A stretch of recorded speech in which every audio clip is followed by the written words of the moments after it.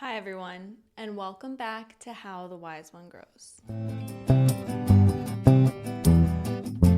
Today we are going to talk about the only thing that we know for certain in this life. It's the only thing that is going to happen to every single one of us, and the only thing that we know for sure to be true when we enter this life. And yet, it's something we shy away from, and it's taboo to talk about. But I think it's time that we stop fearing and start talking about death. And to guide us through this conversation and journey, we have a death doula with us today to help us learn how to face death and embrace it rather than avoid it so that we can live a more fulfilling and authentic life. And oh my gosh, how could I almost forget? Now is the time to remind you that right now, this very moment, this is your chance to support the podcast. So much love and work goes into putting each and every one of these episodes out, and none of it's possible without your support. So if this podcast has meant something to you, you can support it by joining the Dream Team for as little as $3 a month.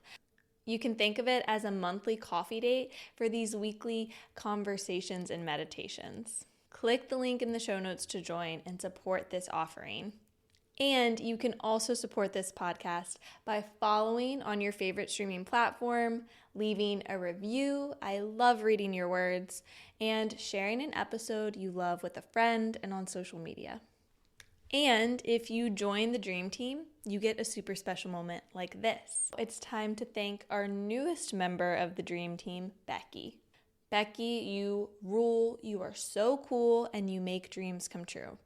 And you, listener, can be cool like Becky by clicking the link in the show notes to join the Dream Team and support the podcast.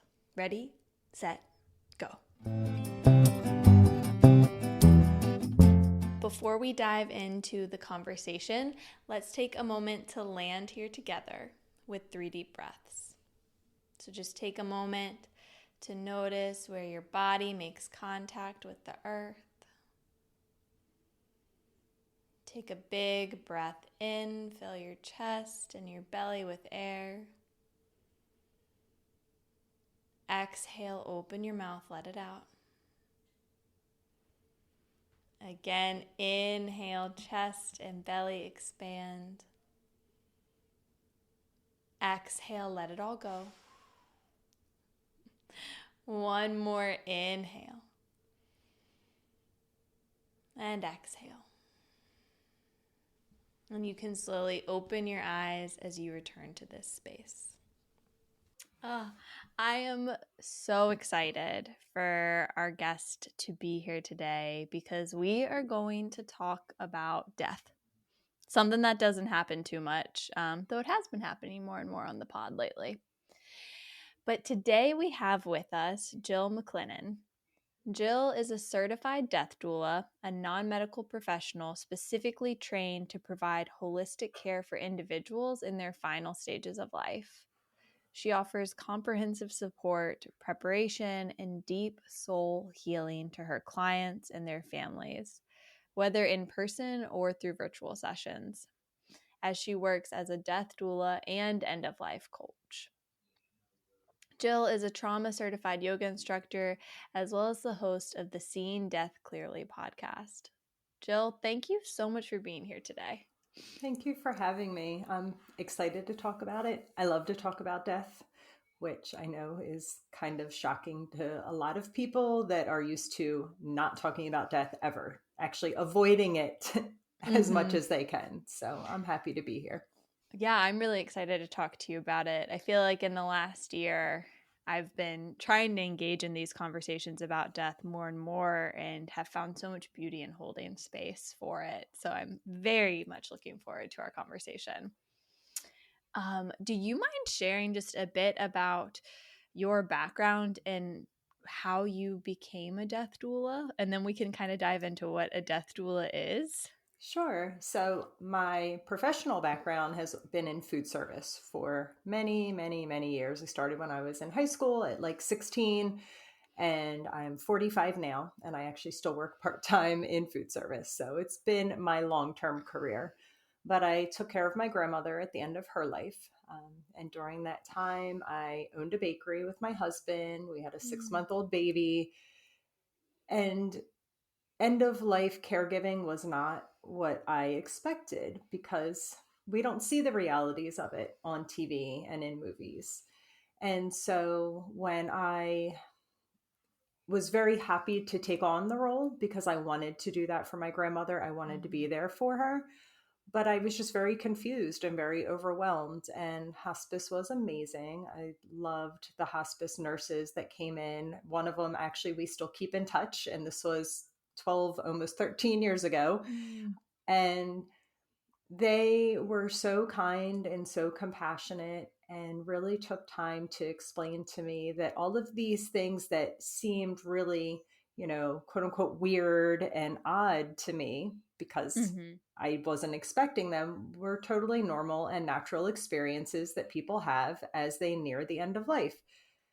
And even at that point, I really started to think this feels like work that I want to do. This feels like really more of my calling. Like, again, I've been in food service a long time. There's things that I love about it, but it was never really like my calling. It was just kind Mhm. of, the job that I did and I enjoyed it and I'm really good at it.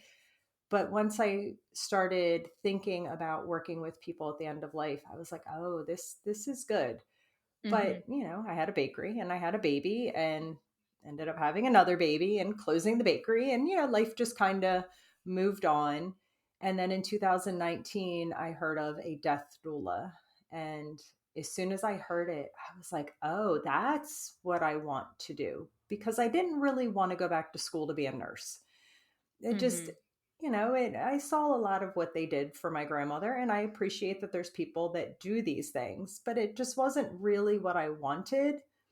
And so once I heard about a death doula, I was like, oh, this is it. This is what I want to do, which is the spiritual support, the emotional support, helping people work through their fears and their anxieties and helping families understand, educating families, preparing people for the realities of what death and dying is going to look like.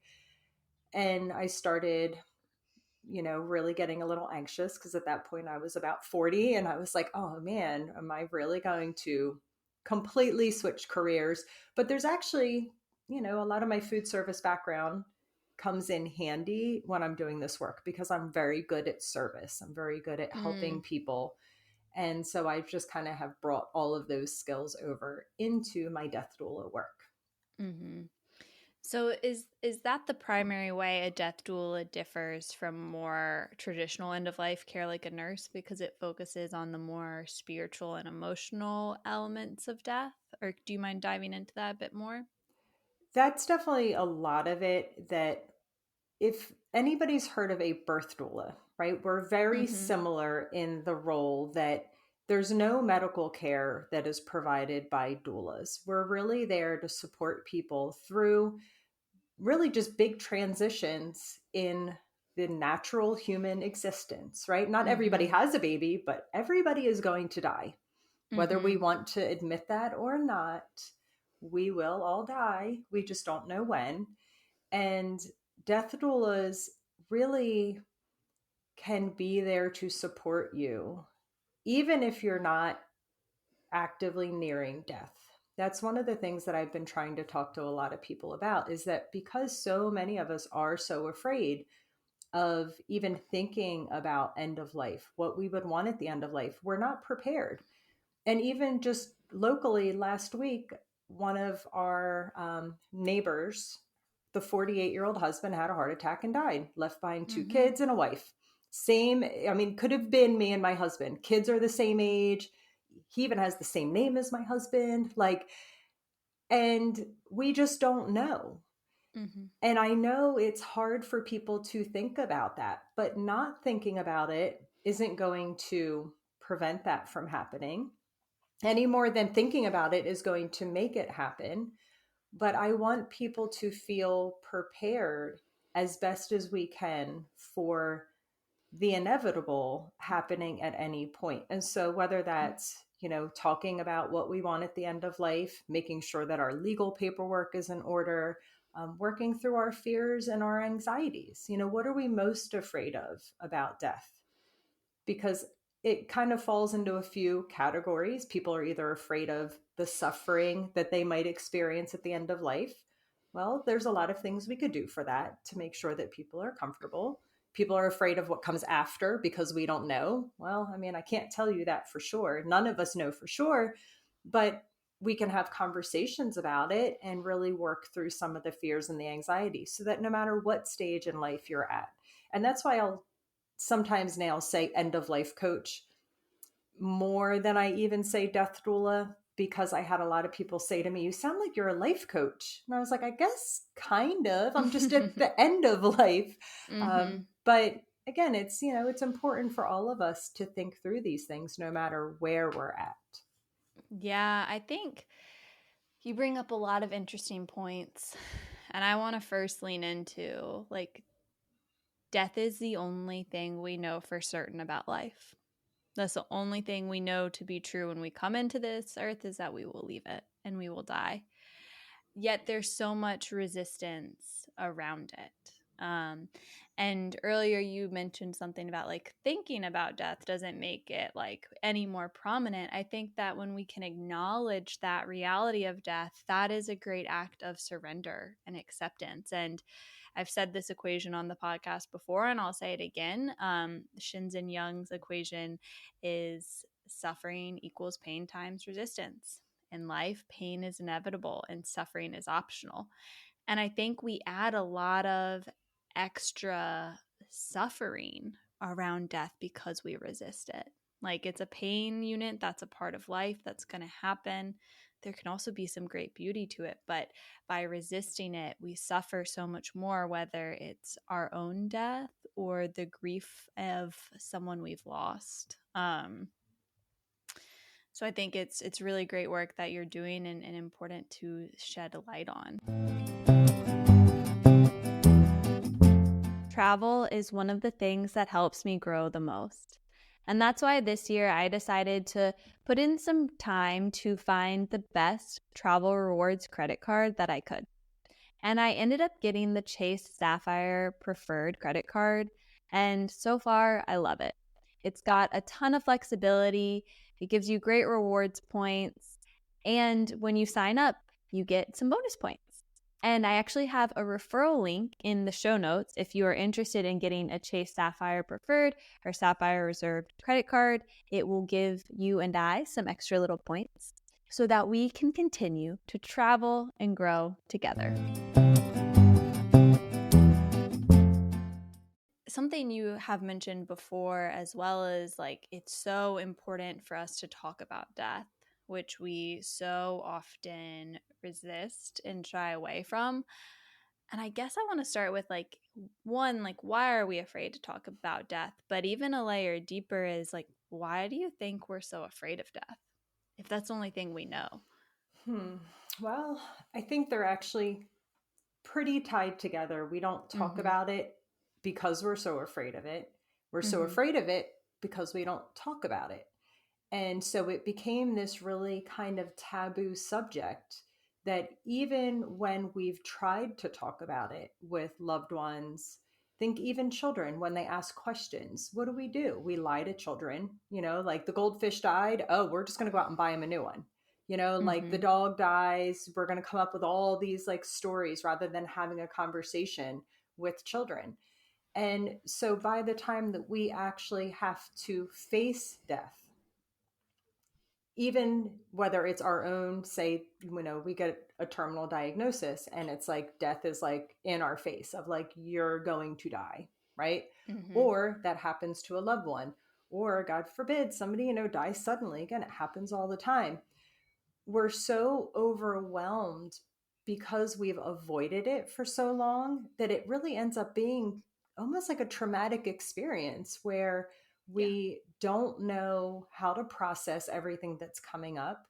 Things get said between family members that are just downright cruel sometimes, it ends up being an experience that then we don't want to ever face it ever again. So even the thought of it, like even for my family, we went through an experience around a grandmother dying that it just was not good. People are still not speaking in my family because of it.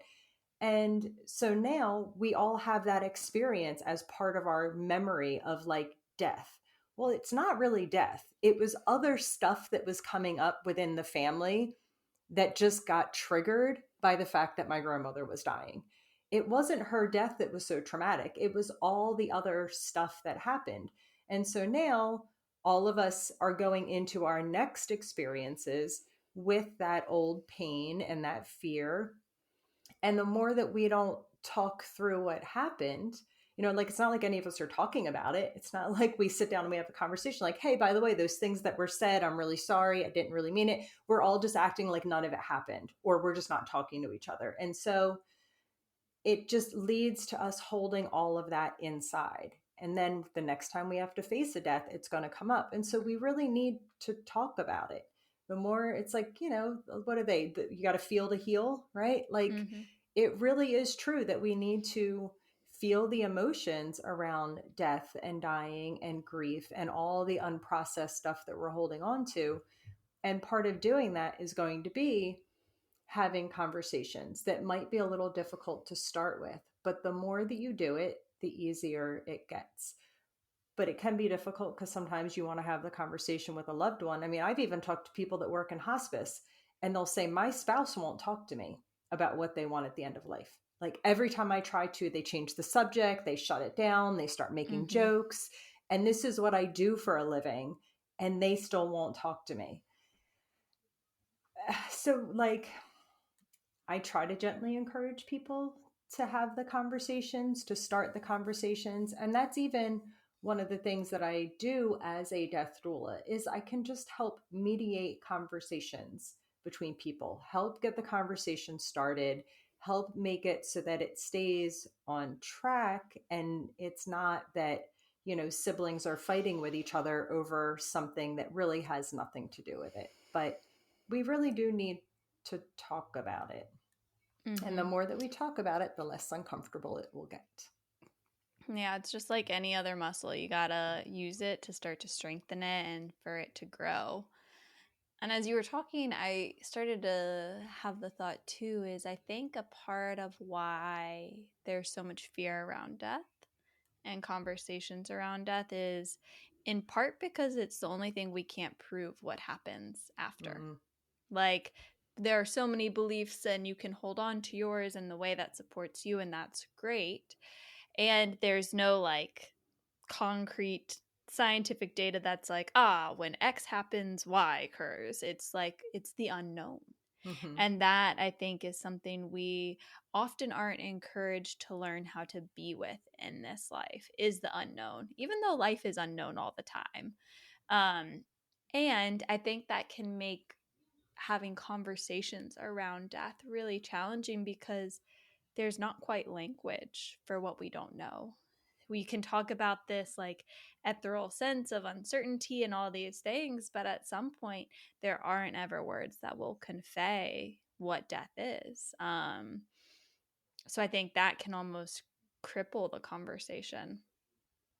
When you work with someone who is dying and they're having big emotions, how do you help them process those emotions and that reality, that imminence of death? I try to ask a lot of questions and then just listen a lot. I actually even sat once with a woman that was in the hospital. It's the only time I ever saw her. I sat with her for like 2 hours, I think. And I maybe said, I don't know, 5 or 6 things in the 2 hours. And by the Mm-hmm. time that we were done, she said, oh, you are so wise. You are so like she was just praising me for how amazing I was. And I'm thinking, I didn't really do anything. I didn't really even say anything, but I just let her talk. Mm-hmm. And the conversation tends to flow where they'll talk about fears, they'll talk about anxieties, they'll talk about what they think maybe is coming for them after death. Because even Mhm. though we think we know what we believe, when we're actually facing death, it's pretty surprising how many people will actually change their beliefs. A lot of times go Mm. back to the religious beliefs that they had at childhood. Mhm. And so, like, there's a lot of processing that's going on there. And then they'll be talking about it. And then all of a sudden they'll go off on a tangent. And like she started talking about Christmas cookies, like it Uh-huh. was like, so we kind of go all over the place. But I think that's there. And that's the natural way to talk about something that's a little uncomfortable. Is like, we'll Mhm. talk about the uncomfortable for a little bit and then we'll go somewhere that's more comfortable and then we'll Mhm. swing back. And so my job is usually just to kind of keep asking. And that's really a lot of it is just listening to people. I'm not there to tell them what to believe. Mhm. I'm not there to tell them that it's going to be okay Yeah. because so many times we want to do that, like, no, you're going to be fine, everything's going to be Mhm. fine. I mean, yeah, it's going to be fine. I mean, you're going to die. I Yeah. mean, it is what it is, but I just want to be able to be realistic with somebody because they'll even sometimes ask, like, well, how much longer do you think it'll be? Like, nobody really knows. Even a doctor can't tell you how Mhm. much longer. And some people will hang on for a really long time at the end for whatever reason. I mean, nobody knows for sure. There's a lot of theories, but nobody Mhm. knows for sure. And so when I'm with people that are nearing the end of life, it's also interesting too, because sometimes people get themselves to a place where they're ready and then it's not happening. And then they're like, well, now I just want it to like happen because now I'm Yeah. prepared. I'm ready. And it feels like it's just not just dragging on. And I'm like, well, it'll happen in its own time. I mean, that's the thing. The body knows what to do. We really Mhm. view death as this like medical emergency, and it's really not. The body will know what to do on its own.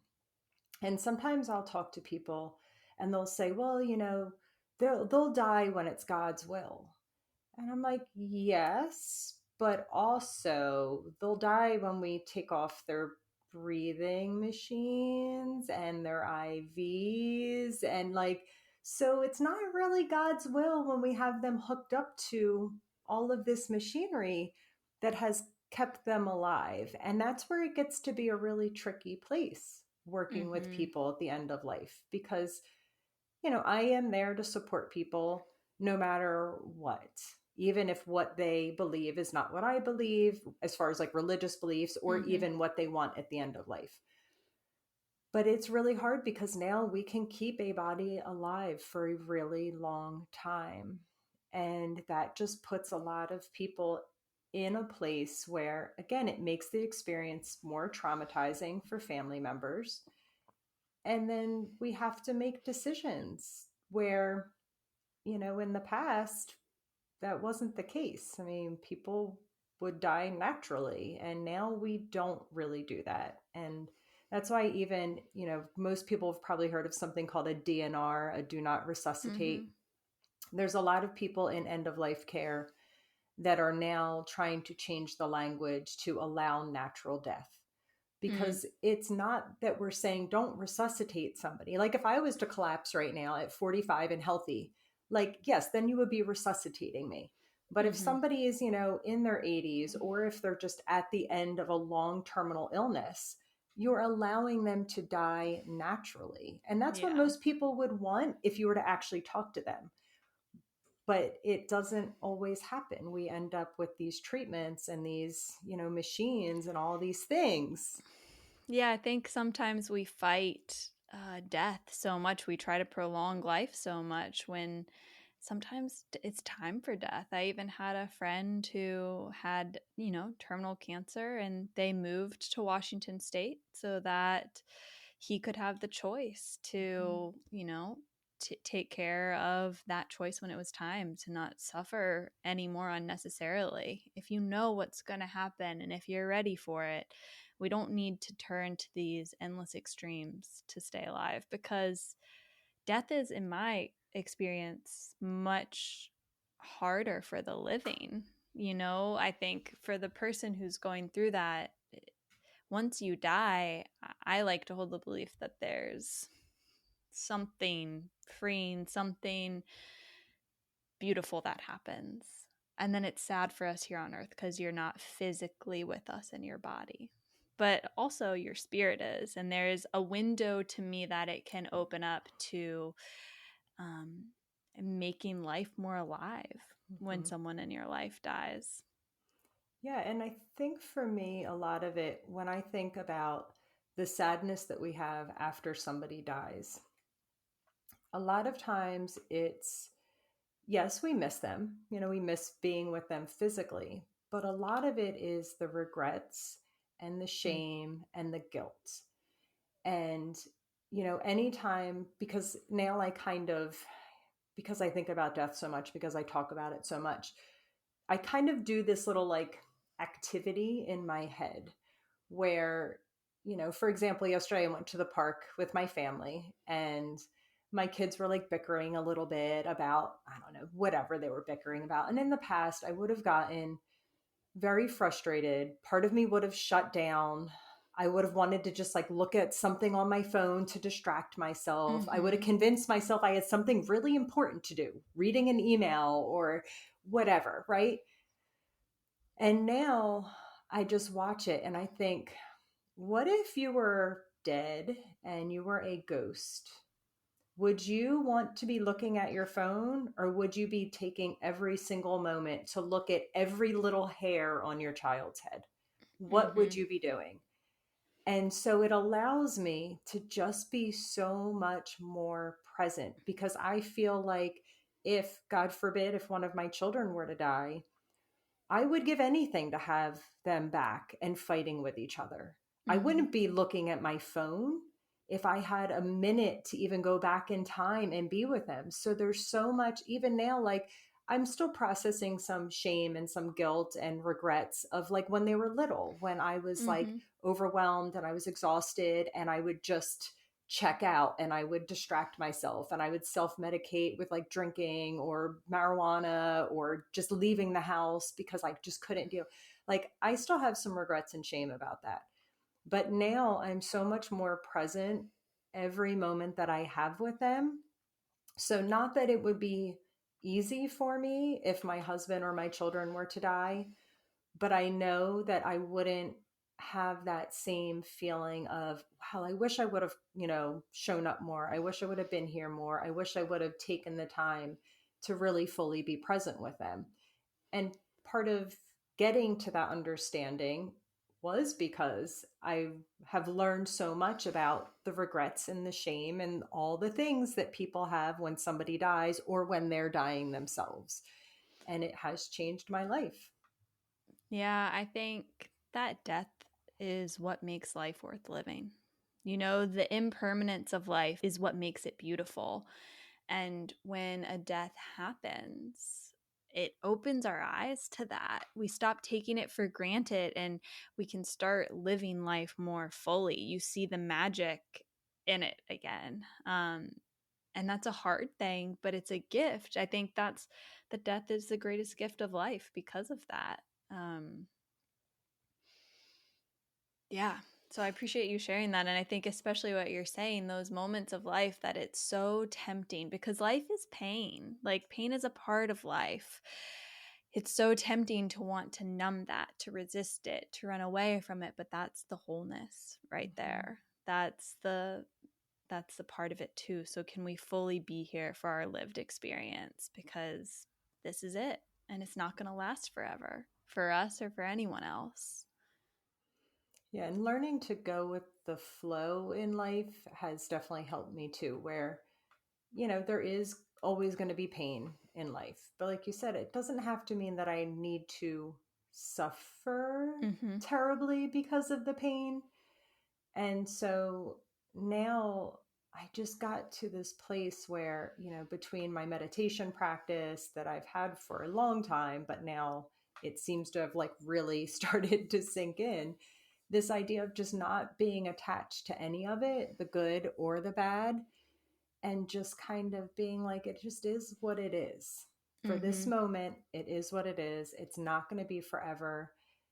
And 99% of the time, if I was to stop and get really quiet within me and look at whatever's happening, it's fine. Like it's a perfect moment. You know, even moments that are difficult, even moments that are painful, if I could really just get some clarity around it, I mean, overall, it's fine. I'm here. My children are healthy. You know, I have a roof over my head. I have food. Maybe I don't have extra money. You know, maybe I don't have all these things. You know, my business isn't thriving. Like all the things that part of my brain wants to keep telling me is wrong with everything in my life.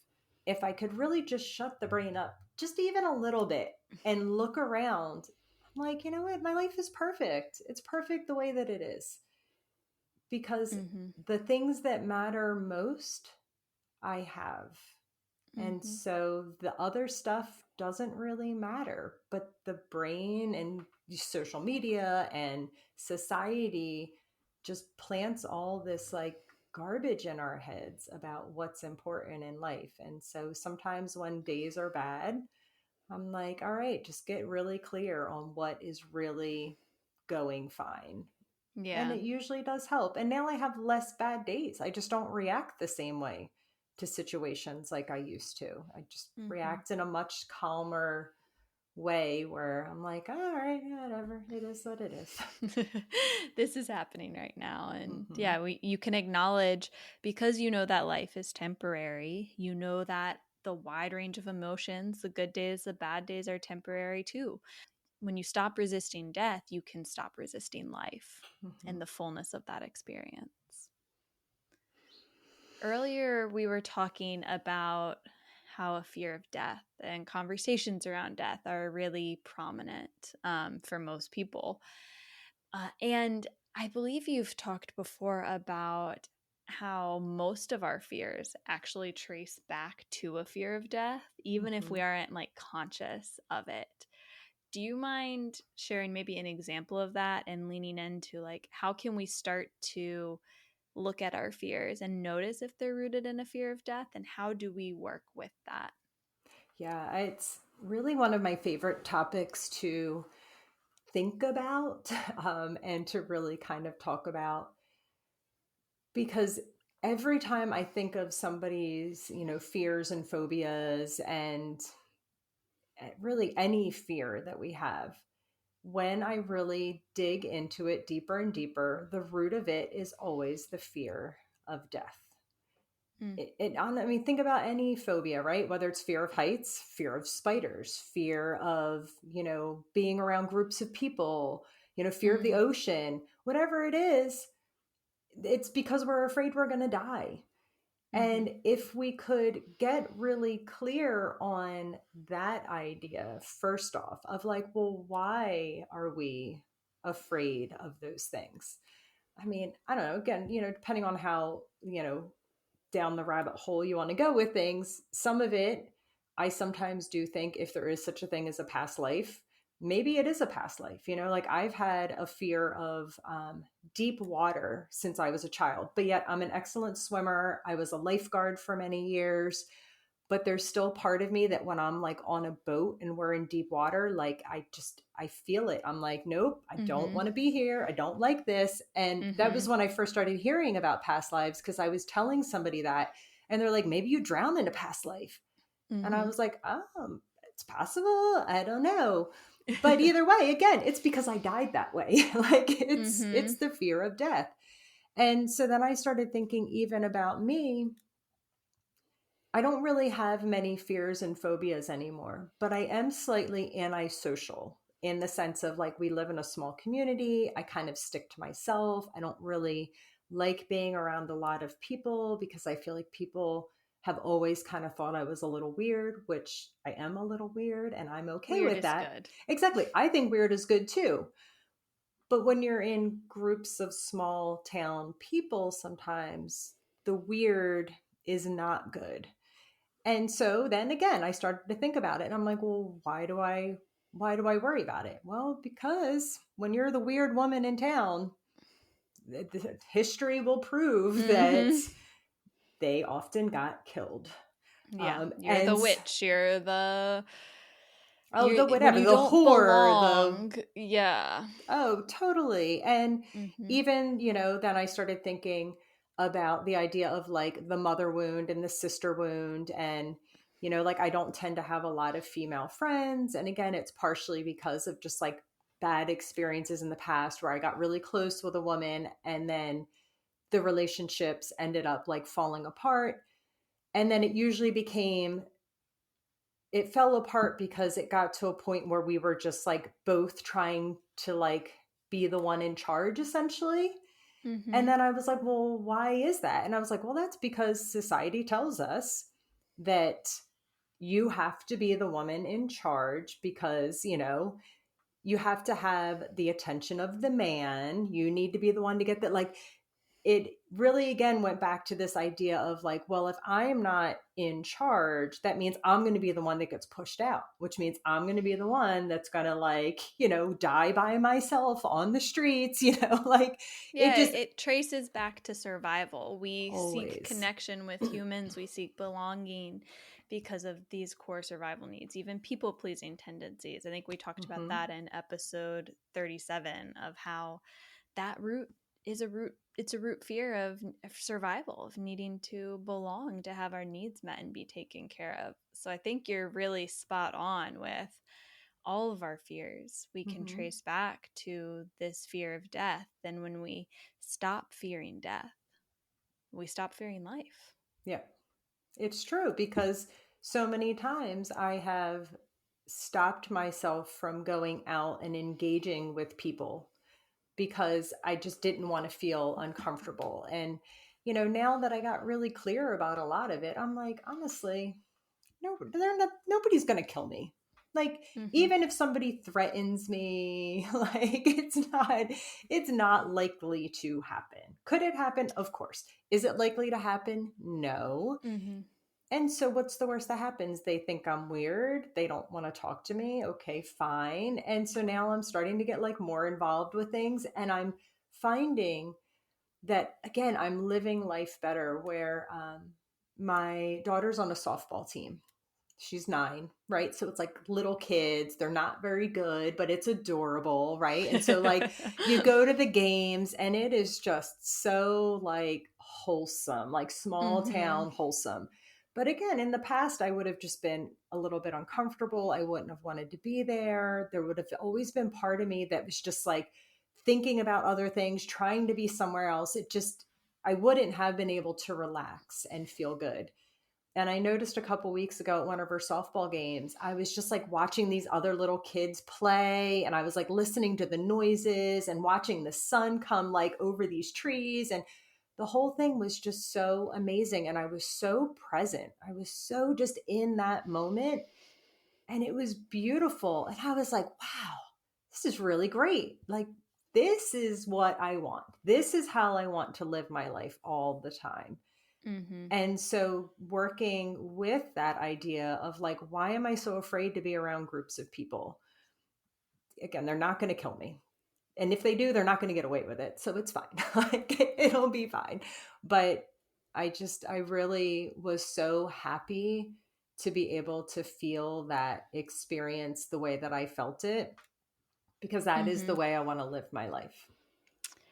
In my experience, when there is proximity to death, whether like I have friends who've had near death experiences or a loved one dies, there is one side of the coin that's the beauty of like, wow, like you see life so differently. You can live life much more fully. It's almost like there's a window of that, and the window like kind of goes away and it's easier to fall back into old patterns. But then there's also a side of the coin where it makes living life the same way hard. It makes like connecting with people, I think, a little bit harder because you see what matters and you see a way of living so differently. I would be curious about, if, as someone who works in death like all the time, how do you hold the beauty of the gifts it gives you and still allow yourself to live fully in this life and connect with others in an authentic way? I've I think that I've always been, that's part of why I didn't connect with people, was because there Mm-hmm. was always a part of me that didn't want to gossip. I didn't want to chit chat. I didn't want to talk about sports and, Mm-hmm. in politics, even though I am engaged in politics. Like, there was just so much of what was going on with other humans that I was like, look, y'all, like, this is just not the important stuff. Let's talk about the Mm-hmm. important stuff. And so I've always had a hard time really connecting with other people. But now, I don't know, it has gotten easier. And I think partially because in the past, there was always a little part of me that was like looking forward to dying just because I wanted this experience to be done. I wasn't like, oh, I'm going to kill myself, but it was more like, I don't know, if it happened tomorrow, I would be okay with that because Mm-hmm. there's not really much here that is kind of worth experiencing. And I don't like realizing that that's the way I used to feel, but it was. Mm-hmm. And now I can connect with people. And even though sometimes it's frustrating because I still want the same thing, where I'm like, I want to have these different conversations. Like, I don't want to chit chat. I don't want to be at a party listening to you talk about your kid's soccer team or whatever. Mm-hmm. But then that's when I will kind of do that practice again of where I almost imagine what it would be like if I wasn't in this physical body and I was experiencing this from a Mm. different place. Or if it was just a memory. If I was on my deathbed and I was looking back at this softball game or this party or this conversation that I didn't really want to be in because it was not interesting to me, right? These things that I used to feel in the past, now I'm more, it's almost like I could see life more as just like a game, as like a Mm-hmm. movie that I'm just kind of participating in. And it just makes it much more pleasurable sometimes to think of it that way of, even if our soul does go on, right? Like if I die and this physical body is gone, but the Jill, right? The me that makes me Jill goes on, it'll never be this experience again. I'll never Mm-hmm. have this body. I'll never be able to touch my child's face again. I'll never be able to smell the smells that I smell and taste the things that I taste. And like, this will never be here again. And that's okay. I'm not going to attach myself to this idea and want to grasp it and hold on to it, but I'm going to appreciate it. And Mm-hmm. so it actually has really made it so that even though there is times when I still really wish, like, I would love if everybody would talk to me about death. And I think that's the thing now too, is that, when I say what I do, when people, ask like, oh, what do you do? And I'm like, oh, I'm a death doula. I work with people at the end of life. Either people do want to talk to me about it and they want to tell me the stories of when their loved one died or, whatever it is, or they get really freaked out and they want to walk away. And so then I'm like, okay, Mm-hmm. sure, let's talk about death. And if you really don't want to talk to me, that's okay too. But Mm-hmm. it has changed me deeply. Honestly, it Mm-hmm. has. Yeah, I think there's so much to the impermanence of life. That's kind of been the thread throughout this conversation of like that we can savor the sweetness of it because it's impermanent. In the highs and the lows, the good days, the bad days, they're all fleeting, just like Mhm. this life is. And I'm so glad that you are holding space for so many people to be with death in their last days and to prepare for death and have more conversations about it. And by doing so, helping us make life more alive. Do you mind sharing for anyone listening what would be like one bit of advice you would give listeners to uh, stop fearing their death and to feel more alive today? I think probably the best piece of advice, and I want to say quote unquote advice because it's not really that there's any advice to help anybody be less afraid of death. Mm-hmm. But just don't be afraid to look at it and to think about it and to, have the conversations and to learn more about it. And when it does start to feel uncomfortable, ask yourself why. What is it that is making you feel uncomfortable? And then if you can kind of get to even a little bit of that why, it'll help you just work through it and be able to continue down this path of really just creating a healthier relationship with death and dying. And just naturally you will start to live your life differently. It's not a conscious decision. It will just happen naturally the more comfortable you get with death. Yeah. Yeah, and maybe a good place to start is if listening to this episode has been helpful for you, a way you can open the door to a conversation is like share this episode with someone in your life and, give them a few days and then try to start talking about it together. Open that door. I also Thank have a you. Facebook group too, where I post questions almost every day. I sometimes don't on the weekends. And they're not always very specific about death, but they're just questions to get people thinking. And I've had a lot of comments. People will message me, or I'll run into somebody out in public that I don't even know is in my group, and they'll say, your conversation or your questions have started conversations between me and my family, because I'll tell them the question and then we start talking about it. And so, that's why I do the group. It's not like I'm in there selling. It really is just, I want people to start thinking about things and then starting the conversation. So people are always welcome to join my group just to get little tastes of some things you can think about. Yeah, and I'll be sure to get the link to that group from you, and I'll have it in the show notes for anyone who wants to join. Perfect. And for people listening, what are other ways we can support you and your work? I do have a podcast, Seeing Death Clearly, and I try to do conversations with, quote unquote, normal people, like people that don't work in end of life, but just want to talk about death and their experiences. But then I do actually talk to people that have written books, all kinds of professionals in the end of life area, so that, again, we could just get used to hearing conversations about death and dying.